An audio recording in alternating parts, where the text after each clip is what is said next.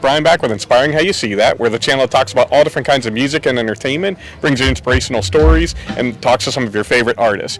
We've got our friend Nathan Sheridan back with us, and we're back with another Salute to Service. And Nathan, you actually served in the Army National Guard. I did. I was in the National Guard, Louisiana Guard. Okay. Which is, connected to the federal government, U.S. Army.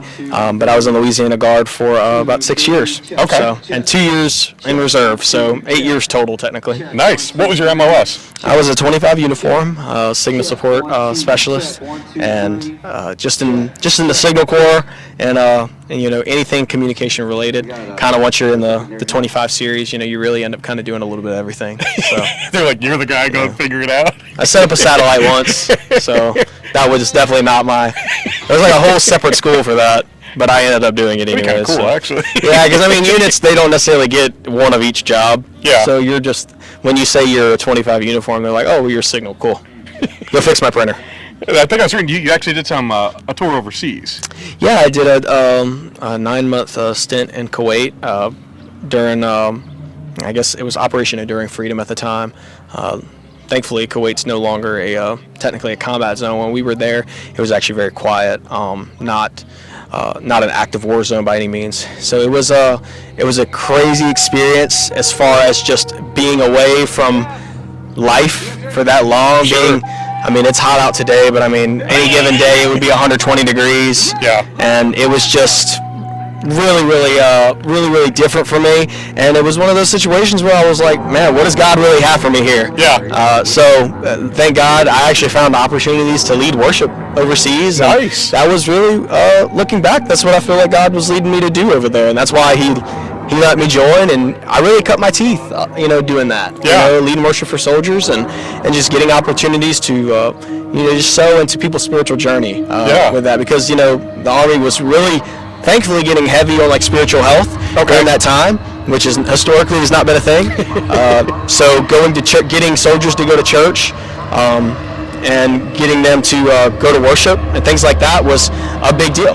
Sure. So it was an amazing thing. So we saw just a really big outpouring of that, soldiers coming in and just getting fed at church and hearing the word of the Lord and hearing about Jesus and helping them through all the situations. Sure. Yeah, because imagine some of them are probably going through some difficult things that a lot of people wouldn't be able to really relate to. That you could understand what they're doing. Yeah, absolutely. Because a lot of just a lot of family issues. Because when you're gone that long, you inevitably, there's strain on marriages, there's strain on relationships, there's strain on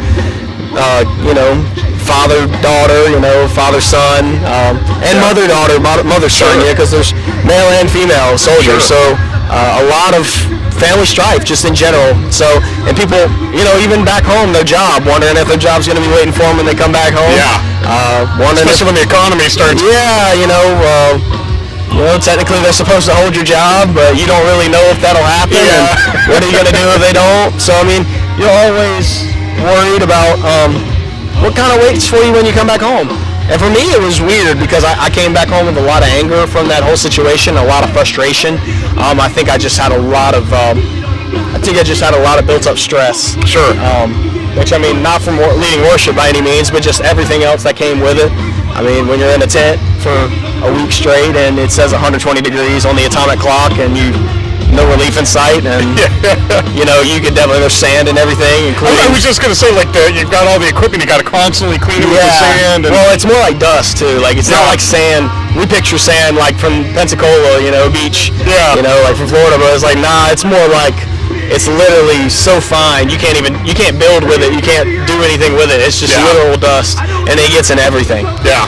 Including all the places you don't want it to be. So. Now, you'd mentioned, of course, leading worship with soldiers, but that's in an area, even though it's real close to the Holy Land, is also not particularly Christian. Right. Very heavy Muslim area. So, what was that like?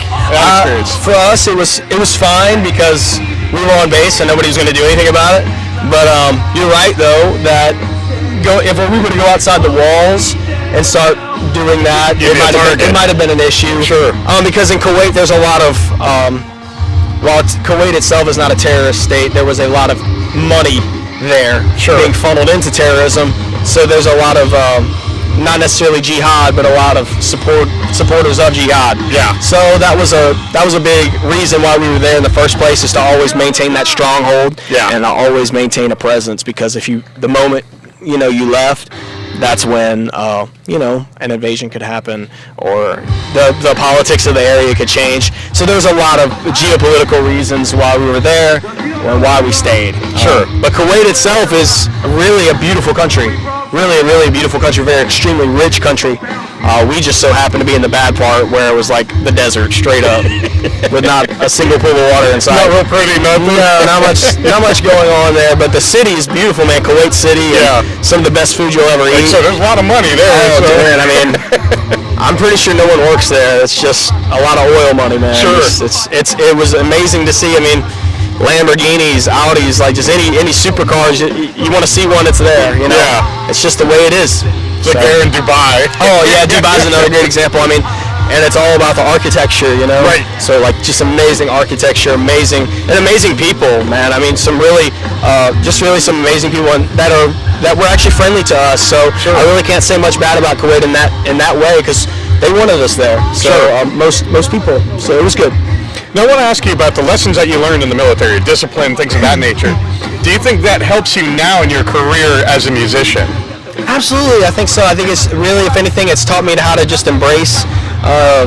Even when I complain, it just helps me embrace negative situations. They call it embracing the suck. I mean, that's what it is. I mean, because you're always, even in Christian music, I mean, you're thrown into situations. You'll be at a festival and there's 13 other bands playing that day, and you're just one of them. And setting up, tearing down, it's hot. Food hasn't been delivered yet, and you took 15 hours to get there. You almost ran out of gas. You have problems with your vehicle. You have problems with your gear, and so anything that can go wrong will. So it's one of those things where I've learned to not necessarily always keep a level head, but learn how to overcome the situation. So overcoming is the biggest thing. It's like I get mad for a second, and I'm angry with the Lord for a second, but then I snap out of it. They're like, all right, now it's time to deal with it. Time to deal with it. So, and I think the military definitely helped me with that. Is like always being intuitive, always coming up with a solution for a problem. Sure. No matter what it is, especially when it comes to breakdowns or things like that. So Sure. And now that you're no longer in the service, you spent 8 years, what does being a veteran mean to you? Oh, it means so much, man. I love the camaraderie of it. I love getting to talk with other veterans and I feel like I'm turning into that old veteran now that wants to, just share a little bit about his experience. And Sure. It's so funny when I talk to, Vietnam vets about their experience and how much it differs from mine. And, the average Vietnam vet saw, if they were on a year-long deployment, they saw an average of 180 days of combat. Or something like that. Like basically every single day they were being shot at. And there's a lot of guys early on in the Iraq and Afghanistan, in Operation in OEF and OIF, they were being shot at all the time. You got guys from the Coronado Valley that I get to talk to, and we didn't have the same experience necessarily, but we all understand the same language, and we all understand so many of the struggles, and we all get to share our basic training stories and AIT stories, and that's fun because there's so many different drill sergeant stories and about and everybody gets picked on at some point. Yep. So it's just really, really funny getting to share their stories with people that you didn't necessarily have. You didn't do anything that they necessarily did because they were in a completely different war, in a completely different area, and at a totally different time in life, but there's still that thing that connects you, Yeah. Like a brotherhood. Yeah, we love our country, and we want to see it prosper, and we want to see great things happen here. Absolutely. And I still believe in America. I still believe in what we have, and I believe that, whatever it is that we're dealing with right now, there's not a lot of great things happening in our country right now, but at the end of the day, I think we're going to overcome those things too, just like we always have. So Because we're America. yeah, That's what we do. America, baby. Well, Nathan, thank you again so much, and thank you for your service. Absolutely, Really thank you so appreciate much. it, man. Appreciate that. All right, is there anything else you'd like to say to fans before we sign off? Hey, go thank a veteran. Go tell them how much you love them and what they've done for this country. Remember those who have fallen, and just go out and God bless America, man. Every day, we gotta support our country, and even though there's problems with it sometimes, we still have to be there and be proud of it. So Absolutely.